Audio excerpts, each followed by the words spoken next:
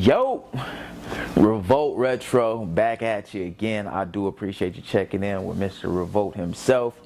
We do have a preseason schedule to fill, so we're going to talk some preseason game. What game should you pay attention to? What players should you pay attention to? We got the Dolphins versus the Ravens. We have the Bills versus the Eagles, and we have Tampa Bay versus the Jaguars. We'll get into the Bills and the Eagles. Now, as far as the Bills are concerned, I have next to no idea what they're going to do in terms of this year. You got rid of your best wide receiver, Sammy Watkins. In exchange, you did make some things happen, and you got Jordan Matthews back, but he has a chest injury already.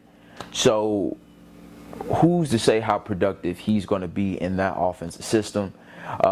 Not to mention, the Bills lost Rex Ryan as well as Rob Ryan. So, I mean, let's just look at it. Let's be real. On the surface, they are restructuring that team because that team was not functional last year, and it showed. And this is why people get fired. Now, with that being said, as far as the Eagles are concerned, the Eagles are surprisingly stacked. If you haven't paid attention to any of the trades or any of the deals that have went on, let me go ahead and get you up to speed. So the Eagles now have Alshon Jeffries. The Eagles also picked up LeGarrette Blount, who is one of the best scoring running backs of the last 6 years, bar none. I know he played for the Patriots. I get that. But stats are still stats. The man knows how to score when he's in the red zone. That's just what it is. But the Eagles did have to cut Ryan Matthews. I can't say that I didn't see this coming because I didn't think he was going to last as long as he did when Chip Kelly brought him over and had him in that speed-based offense that it wasn't successful. It was just terrible offense. Now, when you throw in Alshon Jeffries and Torrey Smith, one of the fastest dudes in the league, are now on the same team.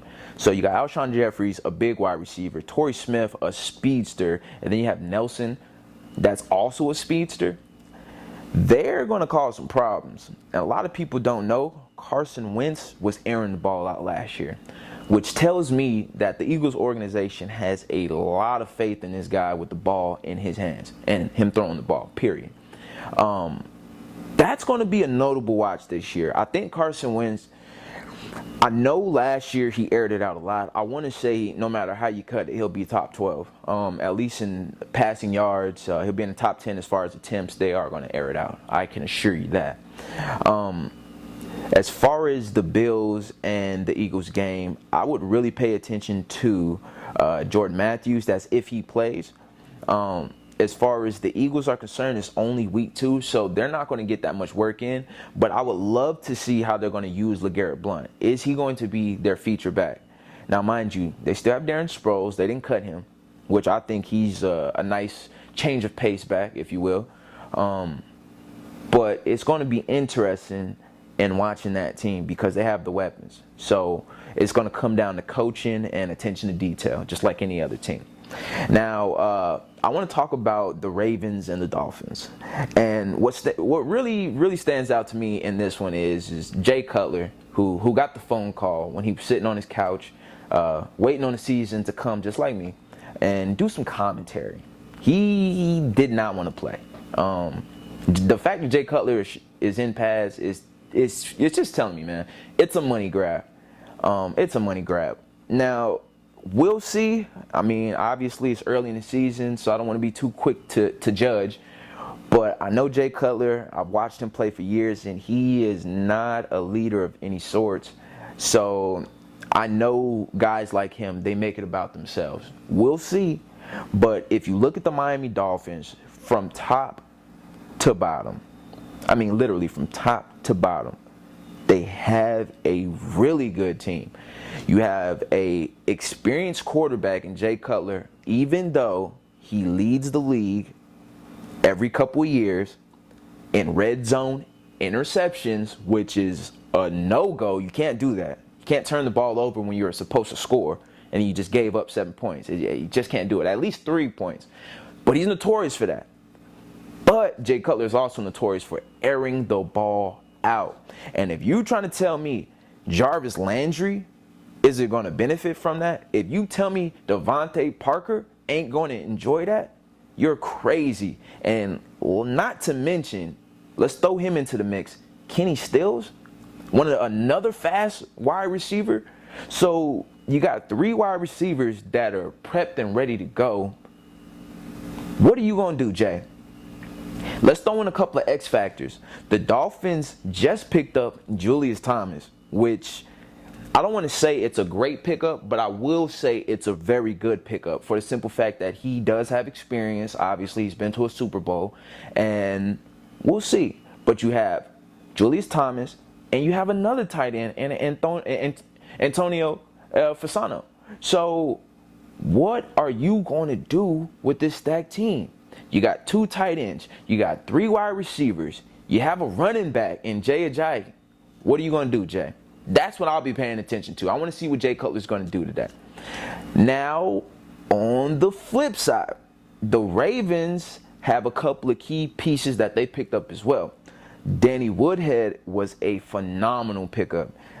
Joe Flacco has never had a running back outside of Ray Rice that can catch the ball out of the backfield. Now, Ray Rice never caught the ball as much as Danny Woodhead did in San Diego with Phillip Rivers. But I guarantee this is going to expose or exploit the defense in ways that Joe Flacco hasn't seen because he hasn't had a running back to do that with. So this is going to be interesting watching the integration of Danny Woodhead into that team per se. And Joe Flacco finally got a wide receiver. Torrey Smith, I never liked Torrey Smith as a wide receiver. He's a speedster, but he's not a route runner. Bringing in Jeremy Maclin, you just brought in somebody who's not only fast, but he's a good route runner. He runs really strong routes. So I expect Jeremy Maclin to be one of Joe Flacco's favorite targets. Not to mention, Brashard Perriman is building on his 3rd season. So it's going to be interesting, and I can't wait to watch Joe Flacco finally with a number 1 wide receiver, and then obviously he has a number 2 in Perriman. Are they going to ball out? We'll see. It'll be interesting. But pay attention as far as preseason is concerned. Jacksonville and Tampa Bay is a much-watched game. I know it's preseason. I know this. Trust me. I get this. But when you factor in all the equations as far as who picked up who, Tampa Bay has Desean Jackson. It is going to be problems down there in the NFC South. It's going to be problems. You got D-Jack coming, and he's going to ball. Mike Evans, he balled out last year. We already know this. So I think it's a pick your poison type situation. Jameis Winston, I'm telling you, he's going to be a top 10 quarterback, period. I'm going to give him 2 more years. I didn't put him in my top 10 this year, but I'm giving him 2 more years. I think he's going to be that guy, and I know he wants to be that guy. Now, you factor in D-Jack, in which they just picked up, and then they just drafted O.J. Howard from Bama, he's a phenomenal tight end.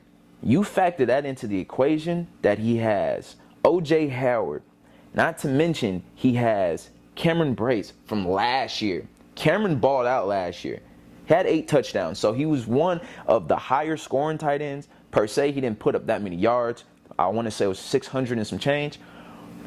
But you have 2 tight ends that you can now throw the ball to.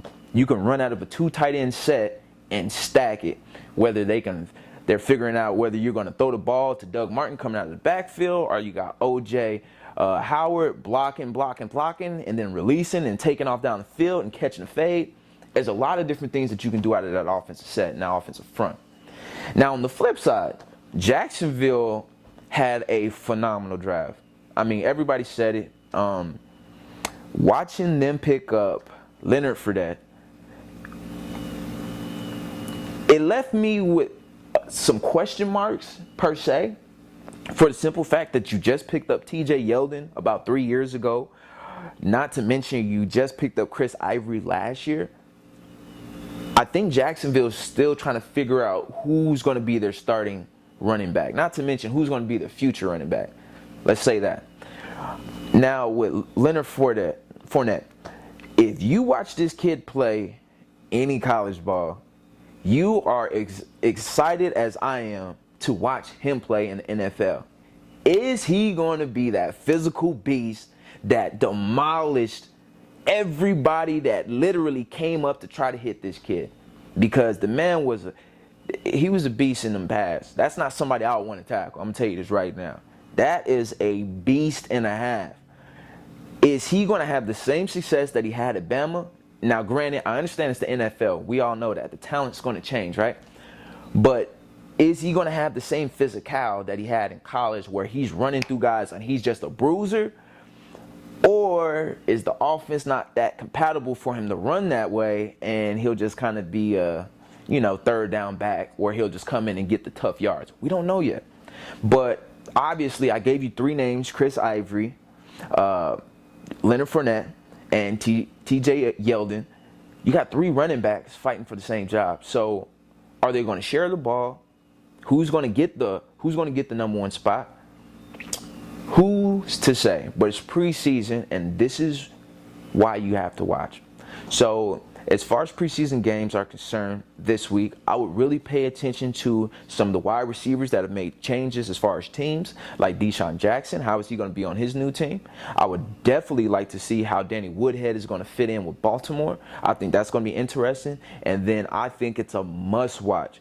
Is Jay Cutler going to make it through the whole season? Because we seen what happened last year. It didn't look like he wanted to play in Chicago. Will he want to play in Miami? To be continued.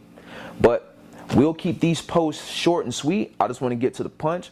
I really appreciate you guys checking in with us. We're going to keep this rolling. We'll go ahead and do a synopsis of the preseason games for the third week next week. So you guys check in with us. And I appreciate you guys checking in again. It's Mr. Retro out.